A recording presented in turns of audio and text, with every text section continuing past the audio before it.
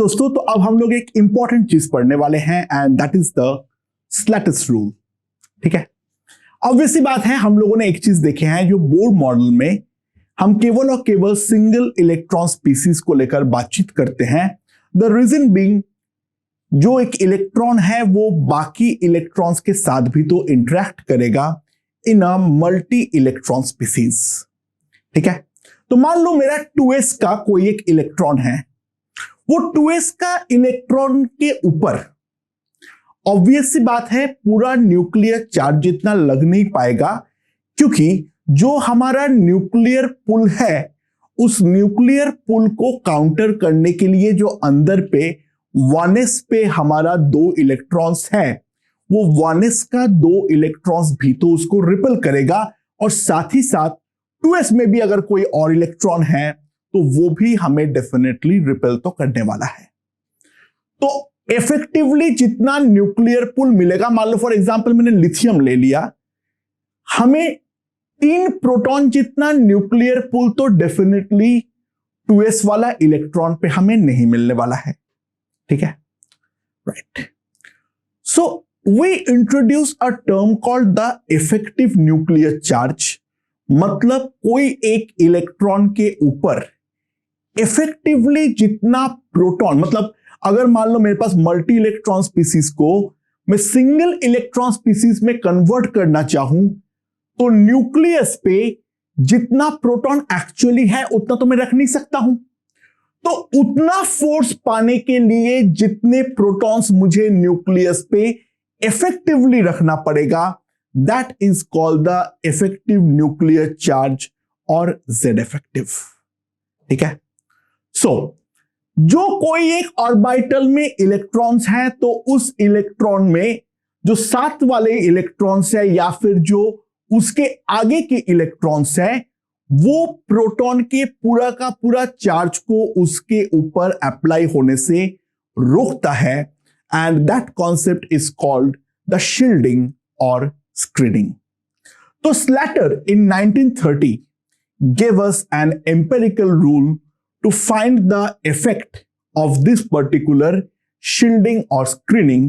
तो उन्होंने बोला जो अगर मेरा एक्चुअल में जो उसका एटॉमिक नंबर है वो है Z, तो कोई एक इलेक्ट्रॉन के ऊपर जो प्रोटॉनिक फोर्स लगेगा, दैट प्रोटॉनिक फोर्स का जो इफेक्टिव इफेक्ट होगा, एंड उन्होंने उसका बोला the effective atomic number Z effective, that is given by Z minus sigma, जहां पे सिग्मा को उन्होंने बोला द शील्डिंग कांस्टेंट और the screening constant. And Slater also give us a mathematical way of finding the value of sigma in a multi-electron species। ठीक है, तो सबसे पहले हमें समझना पड़ेगा जो वो रूल हमें क्या कहता है, सिग्मा हम कैसे कंप्यूट करेंगे, और एक दो एग्जांपल हम देख लेंगे। इसका मैथमेटिकल फॉर्म एक्चुअल में देखा जाए तो डायरेक्टली तो सिलेबस के अंदर नहीं है, फिर भी एक बार कर लेना चाहिए, क्योंकि बहुत सारे केसेस में एग्जैक्ट वैल्यू ना ही सही, लेकिन एक टेंटेटिव आइडिया लगाने के लिए हमें ये वाले फॉर्मूलाज की रिक्वायरमेंट पड़ने वाली है। ठीक है, तो लेट्स सी उन्होंने क्या बोला। उन्होंने सबसे पहले बोला जो firstly all electrons are divided into groups.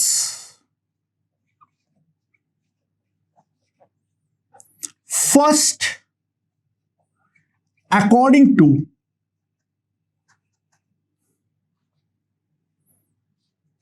increasing value of n principal quantum number, and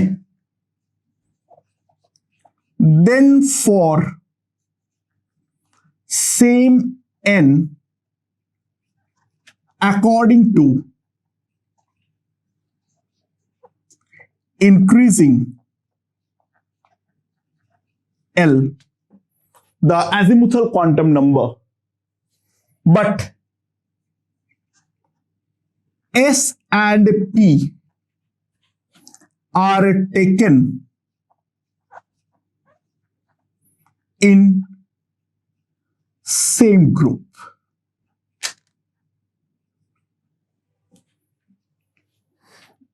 ठीक है नाउ, तो बेसिकली क्या है, उन्होंने कैसे ग्रुप में डिवाइड करने बोला। N1 के लिए तो केवल AC पॉसिबल है, तो ये हमारा हो जाएगा 1s। ठीक है नाउ, N2 के लिए दो पॉसिबिलिटी है, एक है हमारा 2s और दूसरा है हमारा 2p। 2s और 2p इन दोनों को हमें साथ में रखना है। अगला जो है वो है हमारा 3s 3p। 3d ये अलग ग्रुप में आएगा। Then 4s 4p, then 4d, then 4f, then 5s 5p, so on and so forth. ये हमारा चलता रहेगा चलता रहेगा चलता रहेगा। उन्होंने बोला जो इस तरीके से पहले ग्रुप्स में डिवाइड कर लो, ठीक है, और इनको जो अरेंज करना है वो इस तरीके से करना है। पहले increasing values of n, n पहले इंपॉर्टेंस दो, और n में अगर टाई हो तो फिर हम इंक्रीजिंग वैल्यू ऑफ l के अकॉर्डिंग सजाएंगे। लेकिन ध्यान देना, l के अंदर s और p को दोनों को हमेशा सेम ग्रुप के अंदर ही हमें रखना है। तो 2s और 2p का सेम ग्रुप है, 3s और 3p का सेम ग्रुप है, 4s 4p का सेम ग्रुप है, 5s 5p का सेम ग्रुप है, ब्ला ब्ला ब्ला ब्ला ब्ला ब्ला, इस तरीके से हमारा चलता रहेगा।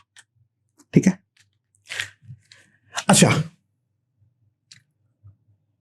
For sigma any electron which is at a higher group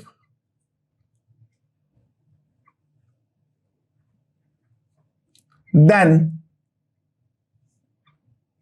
the electron for which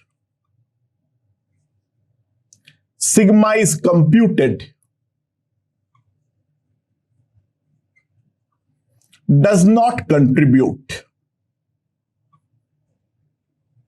ठीक है, यानी फॉर एग्जाम्पल अगर मान लो मैं 3p का इलेक्ट्रॉन का सिग्मा निकालने का कोशिश करूंगा, तो 3p का इलेक्ट्रॉन का सिग्मा निकालने के दौरान उसके पीछे का यानी हायर कोई भी ग्रुप को, यानी 3d में कोई इलेक्ट्रॉन हो, 4s में कोई इलेक्ट्रॉन हो, या फिर 5p में कोई इलेक्ट्रॉन हो, ये जरा सा भी कंट्रीब्यूट नहीं करेगा। ठीक है, जरा सा भी कंट्रीब्यूट नहीं करेगा। यानी यहां पर एक बात ध्यान देना, जो अगर मैं 3s वाले के देखूंगा तो मुझे केवल और केवल 1s 2s 2p 3s 3p इनके बारे में ही कंसीडर करना है। ठीक है now, each group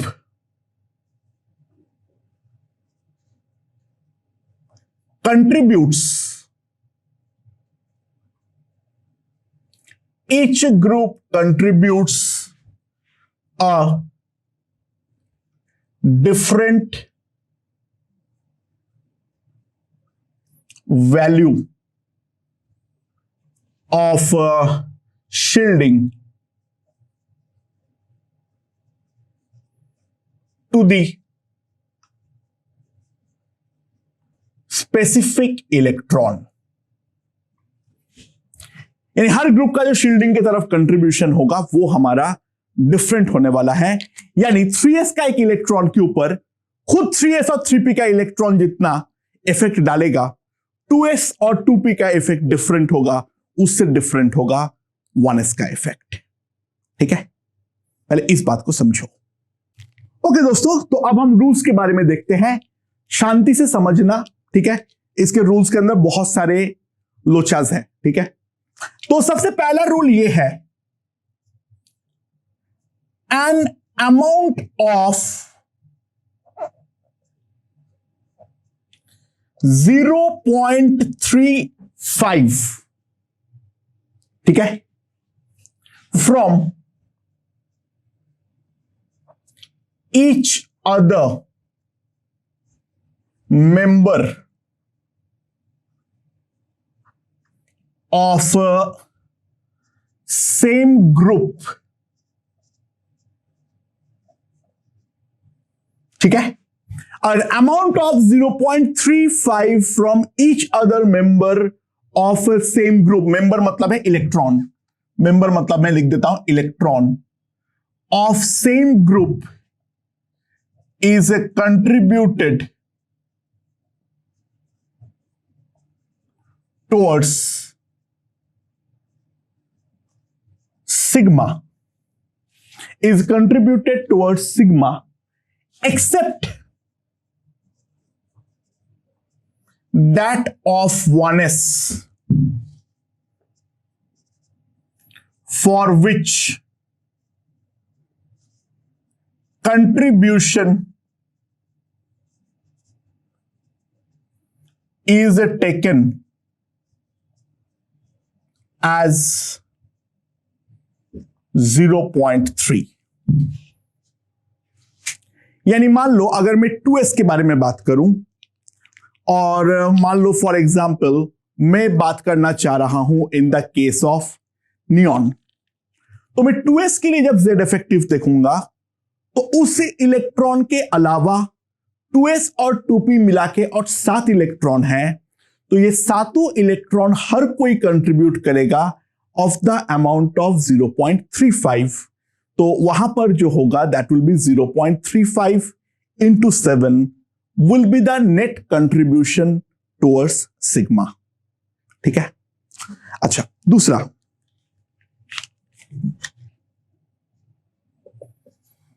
for NS and NP type of electrons, for NS and NP type of electrons and amount of 0.85 is contributed. 0.85 is contributed from each electron having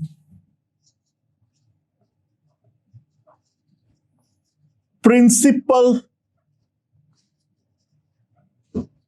quantum number equals to n-1. ठीक है. यानी अगर मैं जो electron के बारे में देखना चाह रहा हूं वो अगर मेरा NS या NP टाइप का है तो उसके जस्ट एक नीचे का प्रिंसिपल क्वांटम 3s देखना चाह रहा हूं तो उसके नीचे n-1 मतलब क्या हो गया, n-1 मतलब कितना हो गया 2. तो प्रिंसिपल क्वांटम नंबर 2 वाले जितने भी इलेक्ट्रॉन्स हमें दिखेंगे तो an amount of 0.85 is contributed from each electron having principal quantum number equals to n-1 and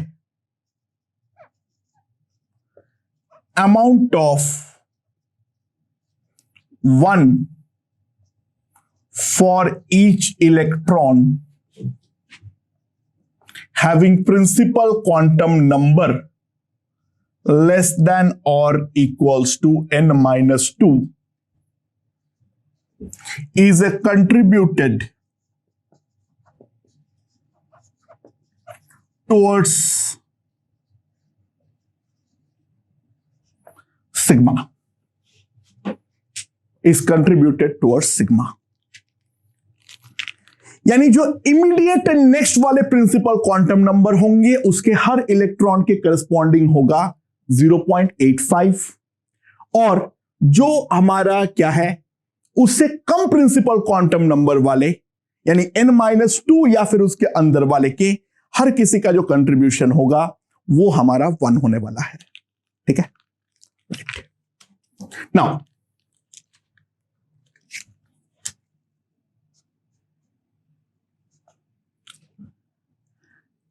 for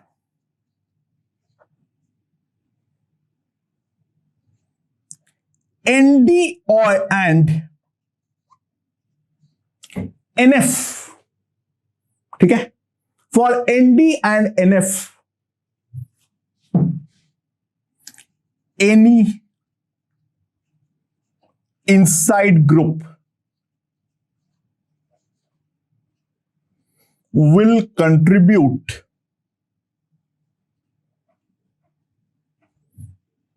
one unit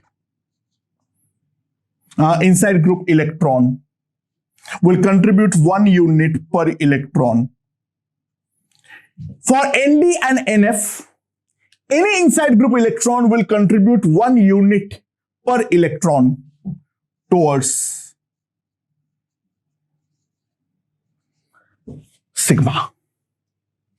ठीक है, so it doesn't matter what is n, what is l. यानी अगर 3D है तो उसके लिए 3s 3p से चालू करके इसके अंदर तुम्हें जितने भी इलेक्ट्रॉन्स दिख रहा है इन सबका कंट्रीब्यूशन जो होगा वो हमारा 1 यूनिट ही होने वाला है, राइट? सो लेट्स एक जिंक। जिंक क्या होता है? 1s2 2s2 2p6 3s2 3p6 3d10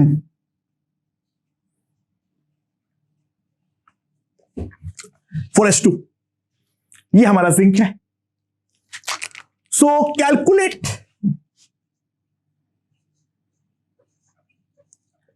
Z effective for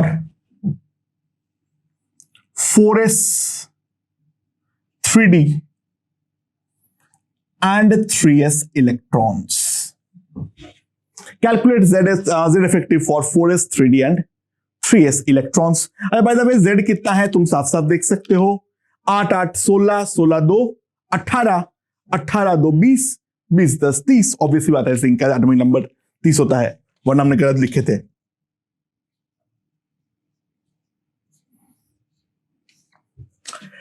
okay, let's see. सबसे पहले हम कंप्यूट करना चाहेंगे फॉर 3s सिग्मा कितना होगा। अच्छा, ये जो सारे कंट्रीब्यूशंस है, ये सारे कंट्रीब्यूशंस है, these are to be added to get the effective sigma. ठीक है, लेट्स सी इसका जो सिग्मा होगा 3s के लिए।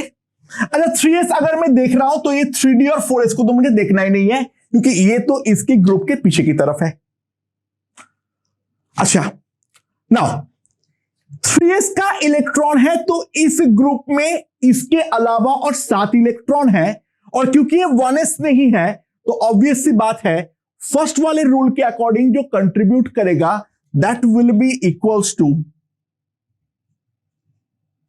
7 into 0.35 प्लस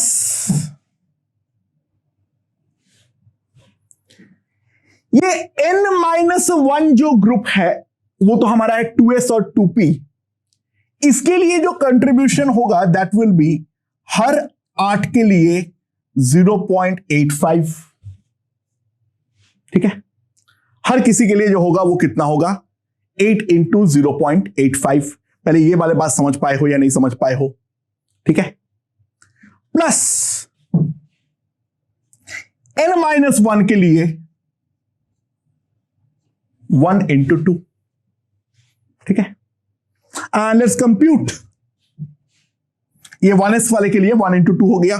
कितना होगा ये, इसको कंप्यूट करो पहले। 2.45 प्लस 2 प्लस यहां पर कितना हो जाएगा 40, तो 4 हो गया 64, 6.8, तो ये हो जाएगा मेरा 4.45 तो दिस विल बी 11.25। तो 3s के लिए जो हमारा सिग्मा आएगा वो आएगा 11.25। तो Z इफेक्टिव जो आ जाएगा मेरे पास, that Z effective will be 30 minus 11.25, that will be equals to 18.75. ठीक है, that will be 18.75. Now let's see. For 3D, sigma कितना आएगा? अच्छा, 3D में इसके अलावा और 9 है, और क्योंकि वो 1s नहीं है तो फर्स्ट रूल के अकॉर्डिंग हमेशा 0.35 होगा, तो और 9 इलेक्ट्रॉन के कारण होगा 0.35 इंटू 9। अच्छा, 4s का देखना ही नहीं है क्योंकि वो तो ग्रुप पीछे है हमारा, प्लस इसके क्योंकि ये 3D इलेक्ट्रॉन है तो इसके अंदर जितने हैं सबका कंट्रीब्यूशन 1 यूनिट आने वाला है। इस बात को समझो, क्योंकि ये हमारा 3D इलेक्ट्रॉन है तो इसके अलावा जितने इलेक्ट्रॉन्स हैं सबका कंट्रीब्यूशन एग्जैक्टली 1 यूनिट आने वाला है। सो ठीक है, चलो 1 इंटू 18 लिख देता हूं। तो ये कितना हो जाएगा? ये हो जाएगा मेरे पास 5 9 to the 45 27 1 3.15 plus 18 21.15। ठीक है, समझ में आया? सो कितना हो जाएगा मेरे पास? एक बार फिर से देख लूं मैं क्या सही किया या नहीं। यहां पे 27 3 है, हाँ सही किया। सो Z इफेक्टिव कितना आ जाएगा इसका? 30 minus 21.15, and if I see, this is 8.85, and third for 4s। अच्छा, 4s के लिए हमें सबको कंसीडर करना पड़ेगा। अच्छा ध्यान देना, इसमें इसके खुद के अलावा जो है और एक इलेक्ट्रॉन है, ये 1s नहीं है 4s है। तो 1s होता तो 0.3 होता, लेकिन 4s है तो ऑब्वियस सी बात है सिग्मा जो आएगा उस एक इलेक्ट्रॉन के कारण 0.35 तो आएगा ही आएगा। प्लस अब इसके अंदर जितने 3 वाले हैं n-1, उसमें d और s को अलग नहीं देखना है, प्रिंसिपल क्वांटम नंबर एक कम होना चाहिए। तो कितना है? यहां पर 10, यहां पर 8, 18, तो 0.85 इंटू 18 प्लस इसके अंदर जितने हैं, यानी ऐसे कितने हैं 8, इन सबका कंट्रीब्यूशन होगा 1 यूनिट। तो कितना आ जाएगा मेरे पास? 0.85 इंटू 18, जल्दी से मैं कंप्यूट कर लेता हूं। 0.85 और 18, ठीक है, तो यहां पर 40, 8 8 64, 68, 85, 3, तो ये हमारे पास आ जा रहा है 15.3। तो 15.65 प्लस 8, ठीक है, तो कितना हो जाएगा? 23.65। तो हमारे पास जो Z इफेक्टिव आएगा वो आएगा 30 minus 23.65 and that will B 6.35। तो दोस्तों ध्यान देना, Z इफेक्टिव सबसे कम है 4s के लिए, एंड 4s के लिए क्योंकि सबसे ज्यादा कम है तो ऑब्वियस सी बात है पहले जब निकलने की नौबत आएगी वो 4s के इलेक्ट्रॉन से आएगी, क्योंकि उसके ऊपर न्यूक्लियर पुल हम साफ साफ देख सकते हैं हमारा काफी ज्यादा कम है, ठीक है, तो वो अगर काफी ज्यादा कम है तो ऑब्वियस सी बात है ये हमारा पहले निकलेगा। सो Z इफेक्टिव से एक चीज साफ साफ मालूम पड़ रही है, ये दोनों फिर भी कंपेरेबल है, ये इसका डबल से भी ज्यादा है, यानी 3s या 3p के इलेक्ट्रॉन पे हम हाथ नहीं लगाने वाले हैं। जो इलेक्ट्रॉन्स निकलेगा वो हमारा 3d या फिर 4s का ही निकलने वाला है। तो इस तरीके से हम सिग्मा से Z इफेक्टिव जो है वो कंप्यूट कर सकते हैं। अच्छा ध्यान देना, शील्डिंग कैपेसिटी कौन बेटर शील्ड कर पाता है? S is almost equals to P। S और P का जो शील्डिंग होता है वो लगभग सेम होता है, जो इनर S और इनर P, इसलिए दोनों को सेम ग्रुप में रखा गया है। That is greater than D, that is much greater than F। F is a pathetic shielder, जो हमारा शील्डिंग होता है वो S और P का बहुत बढ़िया होता है। D और F का शील्डिंग बिल्कुल भी अच्छी नहीं होती है, ठीक है। तो दोस्तों उम्मीद है जो ये चीज हमें समझ में आ गया है, इतना हमारे लिए सफिशिएंट है, लेकिन इतना कम से कम हमें पता होना चाहिए, भले ही हमें सिग्मा कंप्यूट करने वाला क्वेश्चन डायरेक्टली आईआईटी में ना आए, हाँ पॉसिबिलिटी तो ये है जो वो हमें कॉम्प्रिहेंशन के फॉर्मेट में दे दे, लेकिन फिर भी ये हमें मालूम तो होनी चाहिए, क्योंकि बहुत सारे जगह पर कंपेयर करने में ये सिग्मा कंप्यूट एक्चुअल में हमें करना पड़ता है बिहाइंड द क्वेश्चन। ओके दोस्तों, उम्मीद है ये वाला टॉपिक हमारा समझ में आ चुका है। ओके।